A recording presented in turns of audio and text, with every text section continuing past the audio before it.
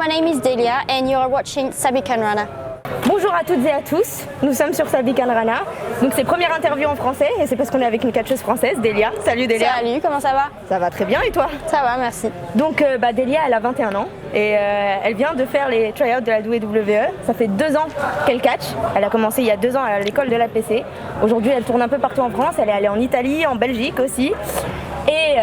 Et du coup, elle a fait les tryouts de la WWE il y a quelques semaines maintenant. Elle était avec Amal, Camille, Mila, Buck et Senza Volto. Vincent Fenech aussi. Voilà. Elle était avec Senza Volto aussi, voilà. Et donc on va parler d'elle. On va parler de ses ambitions, de son parcours, de ce qu'elle a pensé du tryout. Et voilà, on va parler de toi, Delia. Alors, ton vrai prénom c'est Célia, je veux pas trop briser le kayfabe, mais du coup ça vient d'où Delia? Alors en fait le D c'est la première lettre de mon nom de famille, je suis pas allée chercher très loin, mais du coup j'ai mis le D en première lettre, je voulais changer un petit peu, que ce soit pas vraiment mon vrai prénom, puis voilà. Du coup Delia. Et le hashtag Delia ça vient d'où? Alors c'est Aigle Blanc, on était à l'entraînement et puis d'un coup il sort Delias de billets. Puis c'est venu de là, je l'ai gardé, et puis maintenant les fans ils lancent un peu des hashtags de Delias, Delias d'amour, Delias de tout et n'importe quoi, on me sort Evelyne Delia ou peu importe, mais du coup ça marche assez bien, c'est plutôt rigolo. Ok. Et du coup tu as commencé le catch il y a 2 ans, ça fait combien de temps que tu es fan de catch? Comment ça t'est venu d'avoir envie de faire du catch? Depuis que j'ai 8 ans, la première fois où j'ai regardé le catch c'était chez mon oncle. Je connaissais pas du tout et j'étais en vacances chez lui et il m'a fait regarder et en fait quand je suis rentrée chez moi je me suis dit je vais continuer à regarder. Et il m'a montré un match de Jeff Hardy à la WWE. J'ai tout de suite accroché et puis j'ai continué à regarder.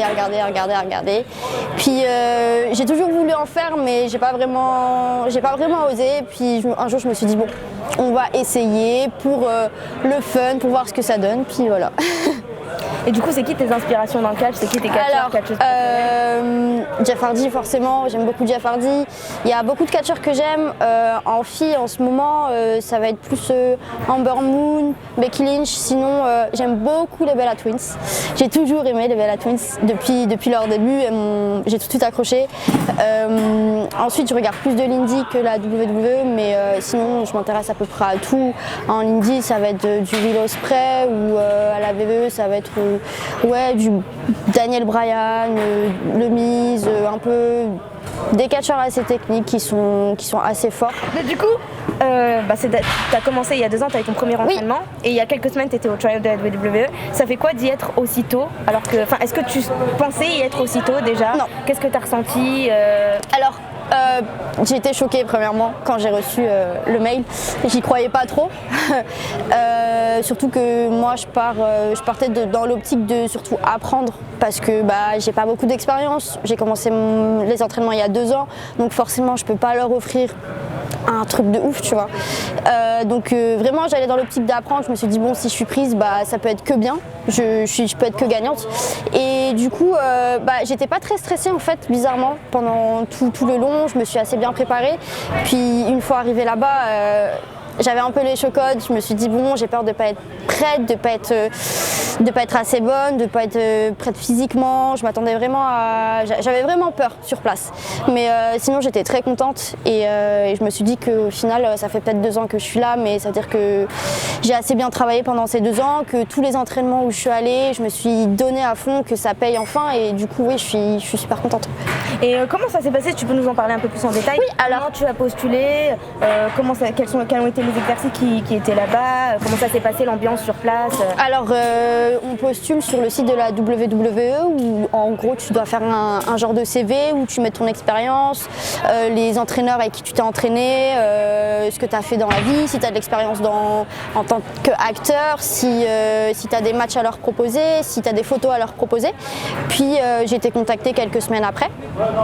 Et sur place, alors je pense que tout le monde était un petit peu stressé. Le premier jour c'était un peu calme, mais au fil du temps tout le monde s'est détendu, il y avait une super ambiance, tout le monde s'entraidait, tout le monde s'encourageait, tout le monde criait, il y avait vraiment une bonne énergie. Et on a vu sur les réseaux sociaux que vous étiez beaucoup entraidés entre Français et je pense notamment à vous les filles parce que vous étiez 6 ou 7 filles, Alors on était 6 en tout, on était 4 filles. Ouais, et 4 filles françaises. Oui. Donc on pourrait penser qu'il y aurait eu de la concurrence entre vous, mais en fait on a vu que pas du tout. Ah oui. Si tu peux nous en parler un peu plus. Alors quand on est arrivé là-bas, on était tous très soudés. Même avant d'arriver là-bas, en fait, on s'est tous dit, il faut qu'on reste ensemble, il faut qu'on soit soudés, il faut qu'on leur montre que on est là, on n'est pas là pour rigoler. Et s'il y en a un qui commence à lâcher, faut l'encourager parce qu'on n'est pas là pour rien, tu vois. C'est quand même gros ce qu'on fait. Donc dès le moment où on est entré là-bas, on s'est tout le temps encouragé pendant les exercices, pendant les pauses. Vraiment, on s'est tous entraînés, il n'y avait pas de concurrence. C'était, sauf un jour où on a fait un entraînement extérieur où c'était un petit parcours où les groupes, c'était celui qui allait le plus vite. Bon, là, c'était un peu de compétition, mais c'était drôle. Mais sinon, tout le long des tryouts, tout le monde était à 100% et on était surtout très fiers les uns des autres. Et quel retour tu as eu des coachs? Il y avait Sarah Amato qui était là-bas. Qu'est-ce qu'ils t'ont dit sur toi? Comment t'améliorer? Alors, le deuxième jour, ils ont cut, donc c'est-à-dire qu'ils ont, entre guillemets, renvoyé des gens. Et du coup, on a eu un mini entretien avec un peu tout le monde, les coachs et tout. Et du coup, ils m'ont dit qu'ils voyaient que je travaillais dur, que c'était pas parce que j'avais un petit gabarit que je pouvais pas y arriver. Il fallait que je me donne à fond parce que c'est un milieu difficile, mais qu'ils étaient contents de moi et qu'ils croyaient en moi. Décision, ça fait toujours plaisir de se dire que Ruby Brookside, que tous les coachs pensent du bien de toi et de ton travail. C'est sûr que c'est rassurant. Et il y a quoi pour la suite? Est-ce que c'était pour NXT UK? Est-ce que c'était pour Performance Center? Alors c'était un peu pour tout.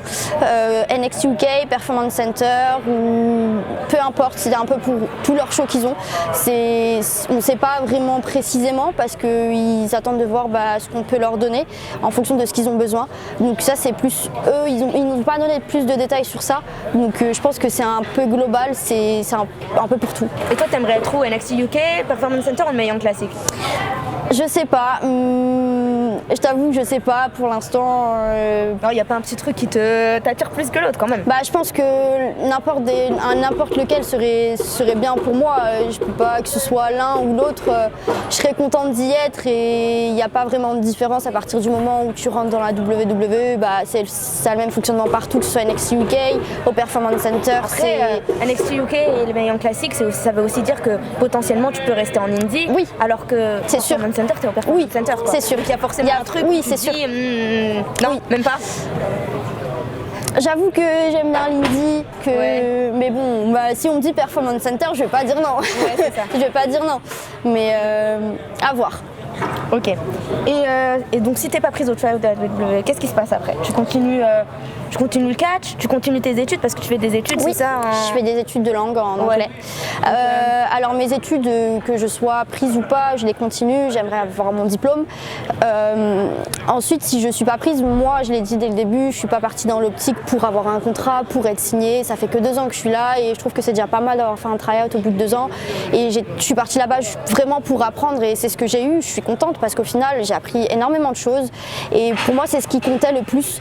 Je m'attends pas à avoir un contrat ou quoi que ce soit. Si ça arrive, tant mieux. Si ça arrive pas, au moins ça me booste à aller plus loin.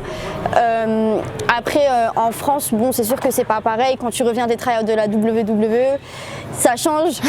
Mais c'est pas parce que t'es pas pris que t'es mauvais. Si t'as été là-bas, c'est que ils ont aimé quelque chose de toi, que ce soit ton in-ring, ton physique ou n'importe quoi, ta présence. Donc ça peut que m'aider à aller plus loin et faire mieux. Et donc, tu as parlé d'indie tout à l'heure. Où est-ce que tu rêves de catcher en indie? Dans quelle promotion et dans quel pays aussi? Alors, en Angleterre, à la Fight Club, parce que je me suis entraînée là-bas l'année dernière. Et du coup, je connais un peu de monde et du coup, j'aimerais beaucoup catcher là-bas à la Fight Club et au Japon. Aussi le Japon, la Stardom ou n'importe quelle fédération parce que je trouve que les catcheuses japonaises sont extraordinaires. Et ce serait vraiment un rêve de catcher au Japon. Et donc, qui est-ce que tu rêves d'affronter dans l'indie, dans la WWE? Et homme ou femme, il n'y a pas de... Waouh, c'est une question large. Ah ouais. On peut commencer par les filles si tu veux. Filles. Indie, WWE. Alors. Et après, on peut faire un an en indie, un an à WWE. Okay. Et après avec les un an en indie. Un an en indie. Toni Storm. J'aime beaucoup Toni Storm. J'aime beaucoup ce qu'elle fait. Okay. Toni Storm. WWE. Ember Moon. Ok. Et homme. Indie. Will Ospreay. Et WWE. Ah, c'est dur. Daniel Bryan. Daniel Bryan. Bon choix. Et du coup, là, tu as catché un peu en France. Bon, tu as une petite carrière, donc forcément, tu n'as pas eu beaucoup de matchs. Mais quel a été ton meilleur match jusque-là? Et avec qui tu as une meilleure alchimie? Avec qui, enfin, j'ai pas envie de te dire que tu préfères qui, mais parce que forcément, c'est compliqué comme question. Mais avec qui tu as une meilleure alchimie? Avec qui tu te dis, oui, je sais qu'avec cette personne-là, j'ai des matchs de ouf? Alors, la personne que j'affronte le plus, c'est Camille. Cet été, on s'est affronté presque tous les week-ends et ça fait 2 ans, j'ai fait mon premier match avec elle et en fait au fur et à mesure on voit l'évolution et j'ai sûrement fait mon meilleur match avec elle parce que je me vois évoluer avec elle vu que je l'affronte énormément. Donc Camille, j'ai une très très bonne alchimie avec elle et j'adore l'affronter. Après j'ai affronté pas mal j'ai affronté aussi Amal Winchester, Jazz Lanka, Pauline, Eva Summers, j'en ai affronté plusieurs. Kira ce soir. Kira que j'avais déjà affronté, Anastasia, Mariana, j'en ai affronté pas mal, Mariana aussi que j'aime beaucoup parce que on s'entraîne ensemble à la PC. Donc très bonne alchimie avec elle sur le ring aussi, je l'aime beaucoup. J'ai pas vraiment de préférence mais c'est vrai que Camille on se connaît bien et du coup ça marche. Et quelles sont tes espérances pour la scène française, mais en tant que femme, parce que c'est vrai que vous n'êtes pas beaucoup. Il y en a quelques-unes qui s'entraînent, mais on ne sait jamais si ça va aboutir à quelque chose. Et là, il y a quelque chose qui commence à naître par rapport aux années précédentes. Quelles sont tes espérances? Qu'est-ce que tu aimerais changer? Est-ce que tu aimerais rester plus longtemps justement en France pour changer quelque chose? En fait, je trouve que c'est dommage qu'il n'y ait pas plus de catcheuses en France parce qu'il n'y en a vraiment pas beaucoup. Par exemple, à l'étranger, en Allemagne, il y en a beaucoup plus. Et du coup, en France, on n'a pas beaucoup de catcheuses et on s'affronte toutes les unes les autres. Et du coup, on n'a pas forcément plus d'expérience en fait, on affronte toujours la même personne, du coup c'est répétitif. Et du coup, je trouve que c'est dommage qu'il n'y a pas plus de femmes qui osent s'entraîner parce que je pense qu'il y en a pas mal qui aiment le catch et qui aimeraient essayer mais qui n'osent pas.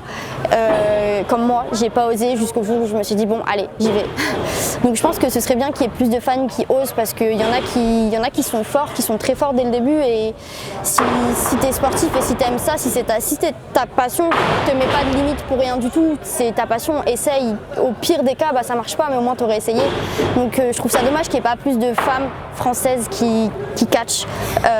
Mais comment t'expliques qu'au try-out, il y a eu autant de françaises? Parce que moi, c'est un truc, tu vois, je me dis, il n'y a pas beaucoup de françaises. Et là, on voit le try-out, on voit le nombre de filles, on voit qu'il y a juste 4 françaises sur 6 filles. C'est énorme. Justement, je pense que c'est parce qu'on n'est pas beaucoup en France que ils se sont dit, bon, on va essayer, on va voir ce que ça donne. Vu que toutes les catcheuses qui ont été prises pour les try-outs, on a un peu celles qui tournent un peu en France. Donc je me suis dit, ils ont dû se dire, on va voir ce que ça donne. Et je pense que s'il y avait eu d'autres filles, il y aurait eu possibilité qu'ils les prennent aussi parce que peut-être qu'ils sont à la recherche de nouvelles catcheuses ou je sais pas, parce qu'il n'y a eu que 2 garçons qui ont été pris. Donc je pense que s'il y avait eu d'autres filles, elles auraient été prises aussi. Je pense que c'est juste qu'on manque de femmes catcheuses. Mais c'est bien pour nous qu'on ait fait les try-outs, 4 filles qui ont fait les try-outs, même si certaines personnes pensent qu'on n'a pas assez d'expérience, que c'est le mauvais moment, et au moins 4 Françaises ont été prises et on a le plaisir et on est content de dire qu'on a fait les try-outs, on est très très content et honoré. On a représenté la France, on était 6 Français, c'est la première fois qu'à un try-out il y a autant de Français. Donc forcément on est content et qu'on ait le niveau ou pas, qu'on ait l'expérience ou pas, on a réussi à monter sur un ring de la WWE et c'est une fierté pour nous. Donc, Petite question, une question que j'aime bien quoi. T'es de quelle origine? Alors mon père est français et ma mère est algérienne. Ok, d'accord. Qu'est-ce que ça te fait de te dire que dans les try-outs de la WWE vous êtes français, mais Buck par exemple représente le Congo, Amal représente le Maroc, toi du coup un peu l'Algérie. Qu'est-ce que ça te fait de te dire il y a aussi un peu de ça, c'est-à-dire que si tu es prise à la WWE, tu seras la première Algérienne à la WWE? Justement, on en parlait entre nous quand on était au try-out et on se disait, en fait, on représente vraiment la France parce que c'est ça la France, c'est une mixité, on est français mais on a tous des origines.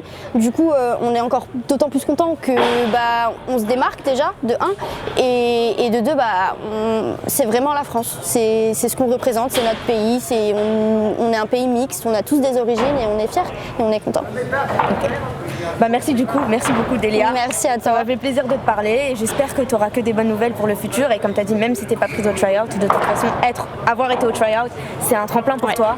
Donc j'espère que tu vas tourner où tu souhaites aller et je te souhaite tout le meilleur. Voilà. Merci beaucoup. Merci à tous.